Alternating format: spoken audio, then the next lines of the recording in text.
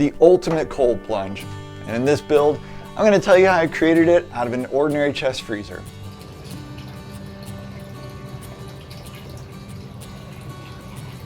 I'm Peter, and I build projects.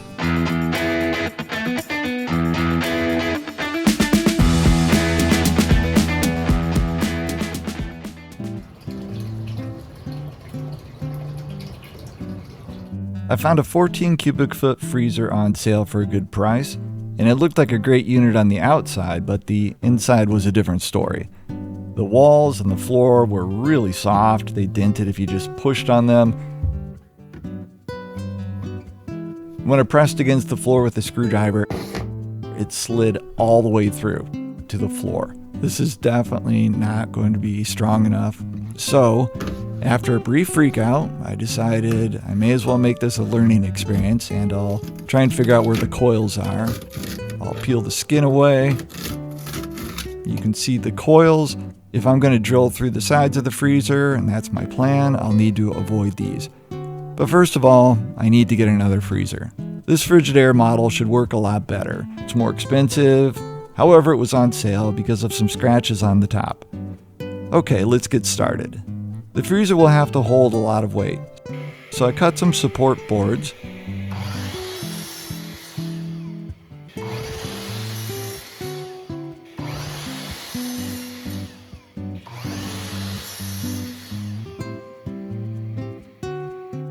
I used hot glue to keep them in place on the bottom of the freezer.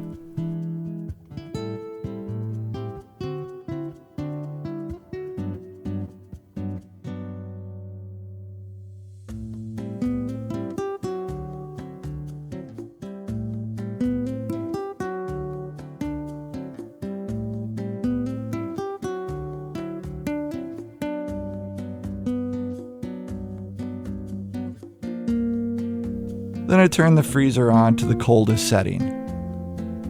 I'm looking for the evaporator coils, and you can see frost beginning to form around them. I don't see any near the top, so that's a good sign. You can see the warmer condenser coils on the outside with an infrared camera.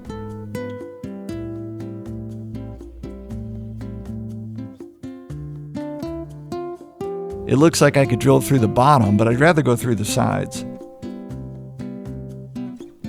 Unfortunately, this side is full of coils,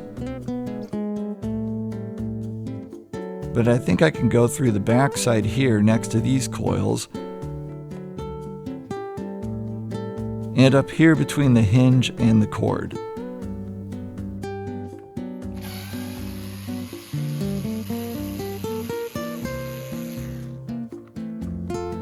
Okay, the cord goes straight down, so I should be able to drill next to it. I need to fit these extra long through holes. So I'll drill just through the skin.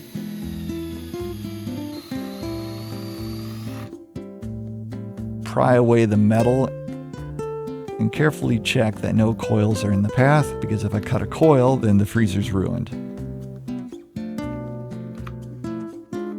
It's clear, so I'll drill through the inside.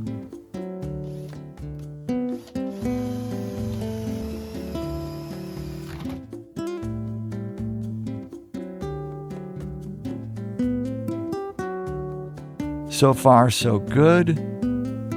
Now I'm going to mark the lower corner.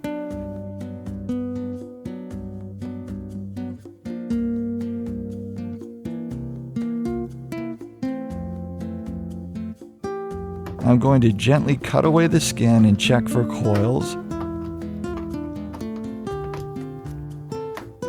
Nothing here. This is a coil on the right, but I can go next to it.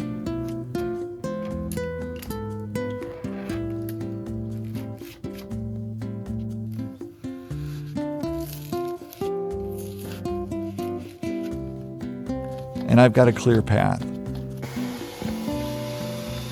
I'll drill through the inside, and now I have my second hole.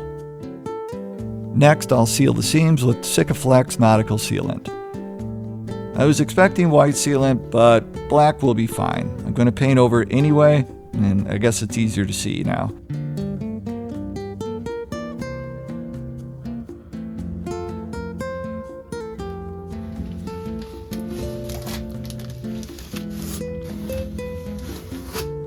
I'll let this dry for a couple of days.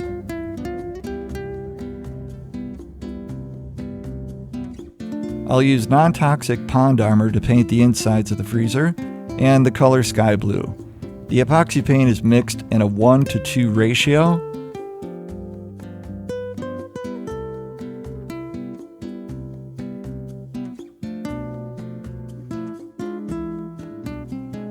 It's very thick and runny, so it's best to start at the top.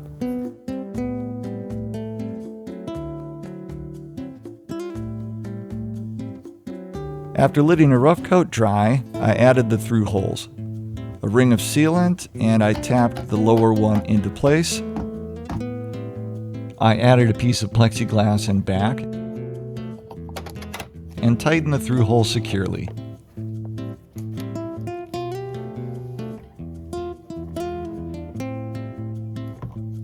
Then fill the cavity with expanding foam.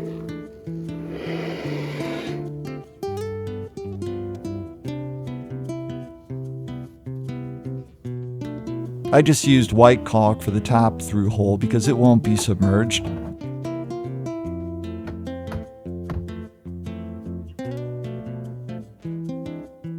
Then I finished painting on the pond armor.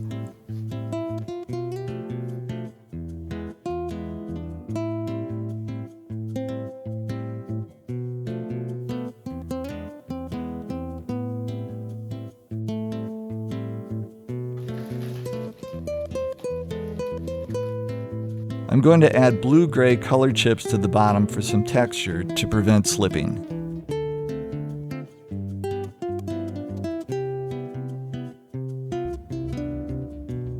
But there were too many dark gray flecks and it looked dirty.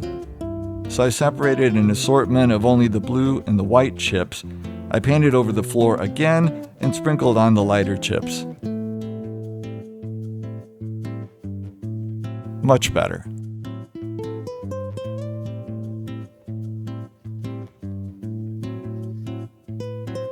The through holes stuck out a little too far, so I cut them down.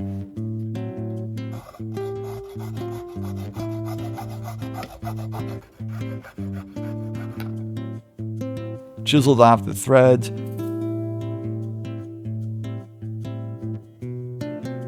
And sanded them down until the hoses fit.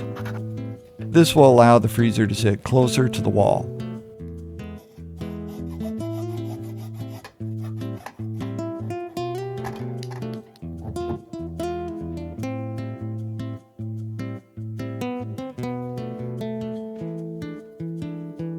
I'm going to also paint the outside of the freezer, so I scuffed up the surface and wiped it down.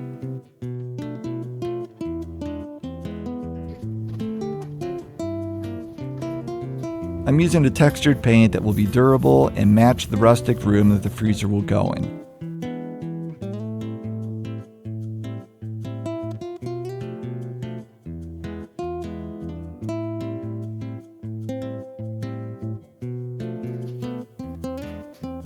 I'm adding an additional layer of gray paint on the top for a unique look.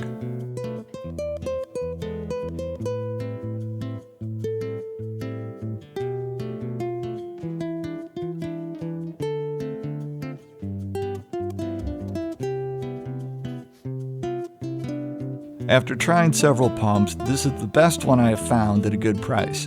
I'm going to use a UV clarifier instead of an ozone generator. I found it works just as well, is cheaper, and safer. And I'll use this whole house water filter.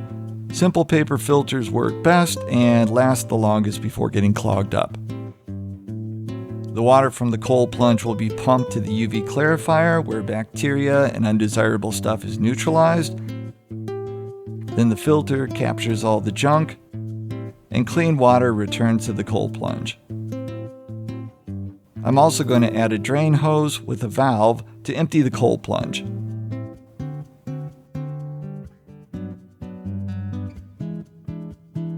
So here the water leaves the cold plunge. It goes past the drain hose to the pump, to the UV clarifier, to the filter, and back to the cold plunge.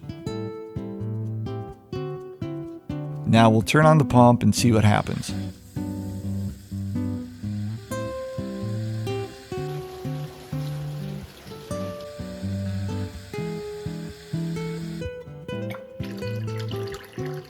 Looks like everything is working.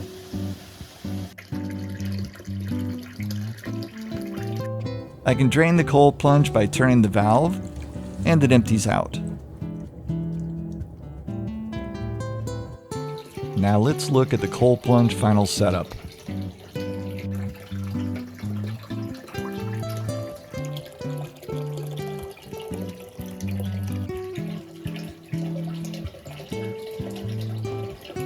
I use this aquarium thermometer to indicate the water temperature. It's mounted to the side of the freezer with hot glue.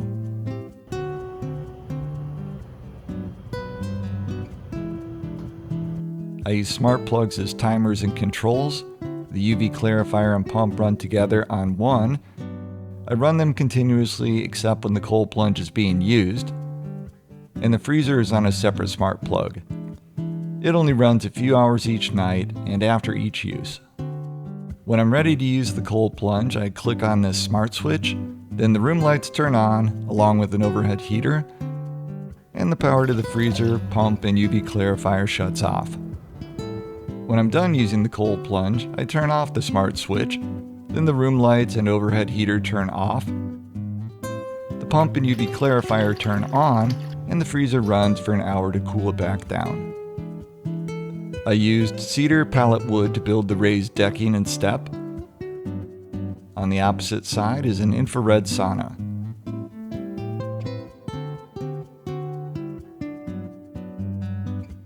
A wall clock can be used as a timer, and towels are hung above the cold plunge. You'll find links to the featured products in the video description. Now let's take one more look at the ultimate cold plunge. Thanks for joining me on the build today. I hope you learned something, or maybe you do it differently. If so, please leave a comment. Let me know what you think. If you're not a subscriber, please do so. Like the videos, share them with your friends, and I'll see you on the next build.